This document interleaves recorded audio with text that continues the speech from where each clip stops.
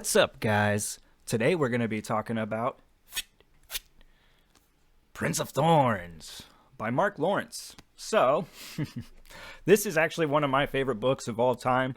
It is also just, it's a controversial book. A lot of people struggle with the main character, Jorg. Though, I wanted to get it back into this. I wanted to do a reread, and for those that have been watching the channel, you've seen that I just recently dropped a book review for A Clockwork Orange.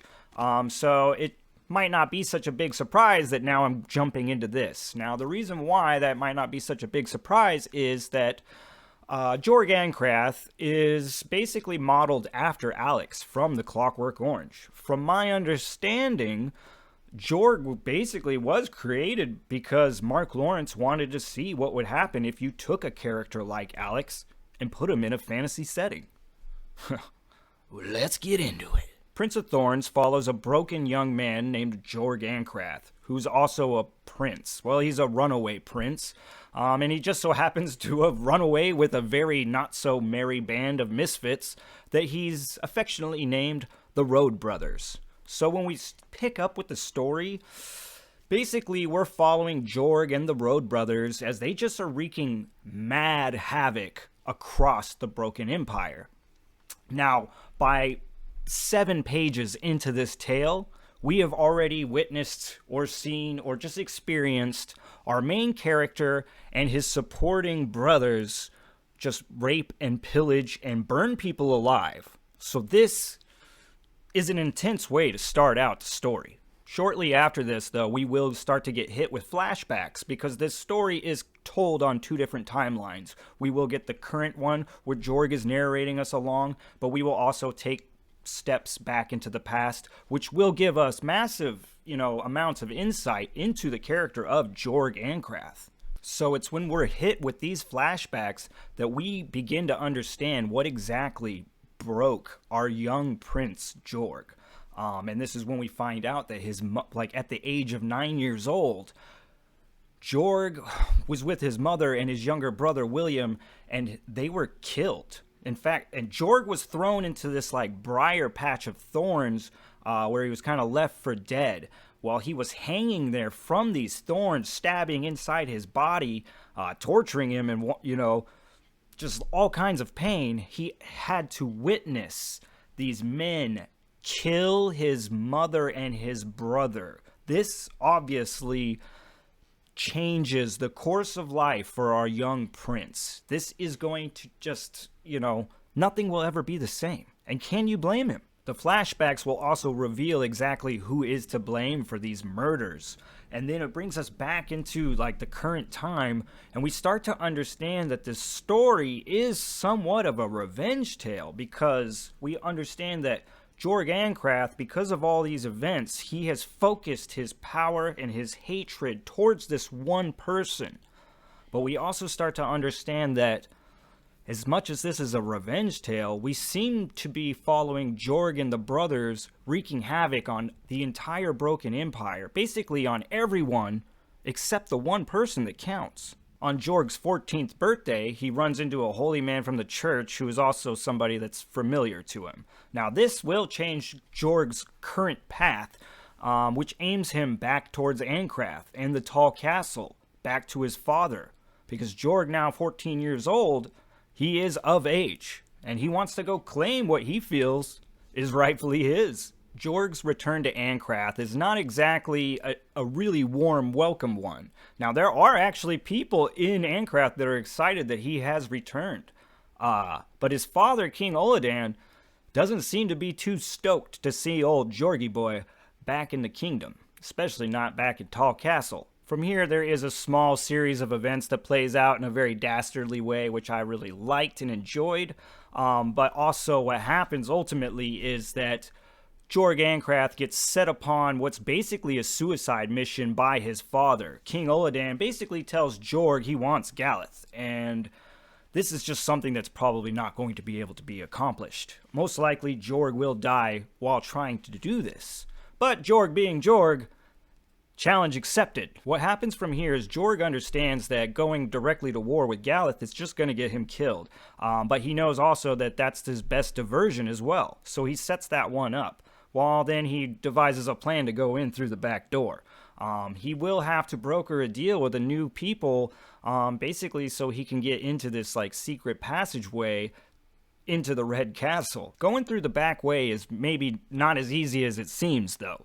Along the way, we will lose road brothers at a rapid rate. We will come across supernatural threats, as well as we will also get to see other elements of this world that are comical. After the events of Red Castle, we'll watch Jorg and the Road Brothers return to Ancrath. And when Jorg returns to Tall Castle, he's still not really welcome, and his reward is not exactly what he was expecting. This is the part in the story which will take our main character to some of his lowest moments in the tale, and this is also which will refocus his revenge. This is when we see Jorg get back on track and go after the one guy that counts. Alright, so the first thing I really want to get into is the characters in the book, because obviously this is told through first person. It's like it's narrated by Jorg, so obviously he steals the show. But I think though that there are some characters in here that really shined for me, and they also are a big deal for this story. Now, there's all the Road Brother characters, and certainly the majority of them take a back seat. I will say, though, 3 of them really get shine in this book, one being Reich, and he's just, he's just a big old bastard. Reich is like, he's just horrible. He is a Road Brother, man. That guy is just a nightmare walking. Then you have the Nuben, and the Nuben is obviously one of the 2 friends that Jorg Ancrath has. And so the Nuben and Jorg kind of go back a little ways, and this is really fleshed out through the flashbacks. But you can obviously see, like, the Jorg and the Nuben are tight, and the Nuben is actually kind of protective of Jorg, which then leads me into the last guy, and my personal favorite, Sir Macon. Now, when we meet Sir Macon, he is definitely a dirtbag, but as we kind of get these flashbacks, we kind of see that he seems to be once a great swordsman and just a really good dude.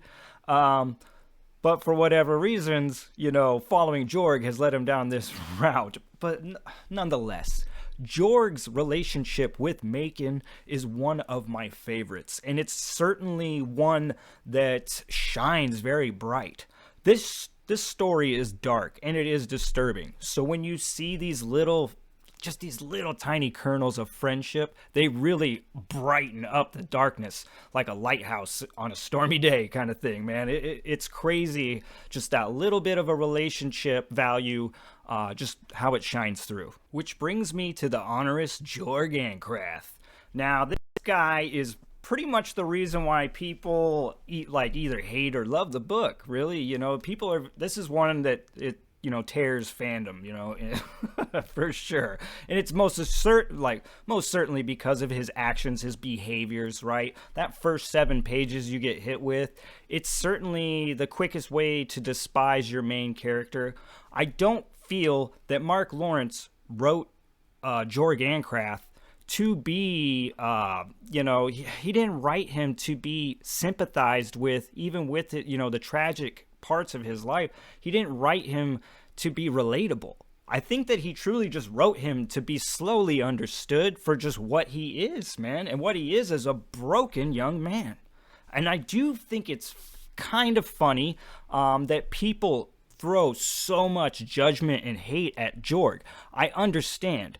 It's his behavior, right? It's those actions, it's those unforgivable crimes that he's committed. It's the rape, right? We could probably forgive the pillaging, right? Or, burning buildings and killing people, but the rape thing usually is what gets people hung up. And this is where it becomes hard to champion the series and this character that you love so much, because somebody out there will always be waiting to be like, oh, well, you like a rapist? You like a rapist, huh? That's your favorite main character?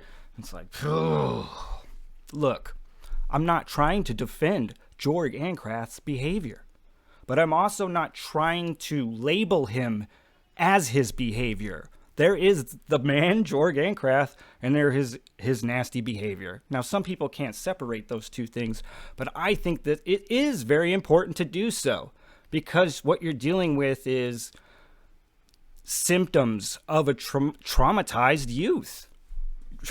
I mean, that's what I think. I think it is just silly that we try to dance around these subjects, try to be kinder and gentler to one another, and try to understand each other's traumas. But then when it gets to Jorg Ankrath, fuck him. You're done, buddy. I hate you. Man, I think that it needs to be analyzed a little deeper than that. But by all means, you don't have to. The next thing I want to get into is the world building and the magic here of the book here in the Broken Empire, because it is subtle and it's quite mysterious. This is that's very Mark Lawrence if you get into a lot of his stuff, I feel. But here I do feel like that mysteriousness, that subtlety of the world building throughout the book is one of my favorite things. Now I could totally see where people will miss a lot of this stuff. It was really nice, this being a reread. I really caught a lot of the world building, little bits and pieces that I might have missed on that first route. And I don't want to spoil this world for you. Like I said, the mysteriousness of it is, and you slowly coming to realize what this world is and where you're at, is really part of the appeal of this Broken Empire trilogy. Now, like I said earlier in like my narrative rundown, there's some parts in here that it's a fantasy world, but there will be familiar elements, and there are times where it is just straight up comical, which is great for a very dark book. But there is a moment like where the characters are in an antechamber and they're trying to get through this big old door, and then all of a sudden they think a spirit is talking to them, and what plays out from there is just hilarious. But this is all has to do with the world building, and also with the magic. The magic in here, don't be looking for fireballs and lightning strikes and stuff like that. No, the magic in here is much more a behind the scenes kind of magic. The magic in here seems to be where there are people that are pulling strings, people are treating other people like puppets. That kind of seems to be the magic that we get hit with here in the first book. All right, so, I mean, it's really easy to see. I'm a Mark Lawrence fanboy. I love the Broken Empire. I'm gushing, right? So, let's be fair. Let's put some cons in this, right? Let's be critical of a favorite book. Easy. First one, I mean, I do think, regardless, it's one of those things I say time to time, the things that I love are definitely going to be things that people don't. I do think that it's been proven, really. I don't even have to think. There are going to be people that don't like this story. They will not get behind Jorg Ankrath because of the raping. That is really what it is, guys, because you followed everybody, every murderer, every thief, every coward before. So we know, right? Like, there are people that just won't deal with that, and that is fair. Like, they're allowed to do that. The next thing I would say is, for being a grimdark book, there's actually a good chunk of luck going on in here. I mean, one could easily complain that Jorg Ankrath gets a little too lucky, a little too often. Okay, and then another one being on this could be where do you lie? Just Jorg Ankrath's age. It could easily, I could easily see where people just don't buy it. They're like, there's no way a fucking 13, 14-year-old kid is doing this shit. But then there's the others that, like, they do see it, and it makes it more interesting because he is young, and it is so just brutal. So as far as my 2 cents for the slow and the struggling, man, I think that this is another book that could be right up your alley as far as not really possessing too many hurdles from a writing standpoint. Mark Lawrence has a great writing style. His prose is really, like, it's right up my alley. I personally love the way that he gives you just enough of the goods, but then also, keeps it somewhat streamlined at times.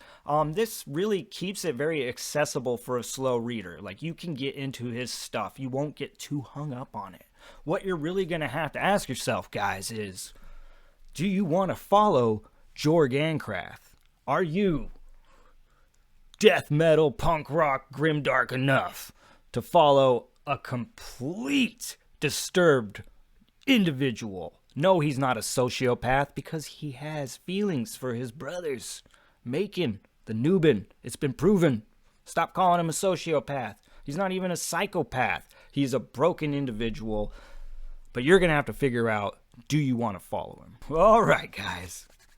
Thanks for spending some time down here at the channel. And to Mark Lawrence, a gadoosh, 2 thumbs up, of course, because, yeah, this is just still second time through. I think I might have loved it even more.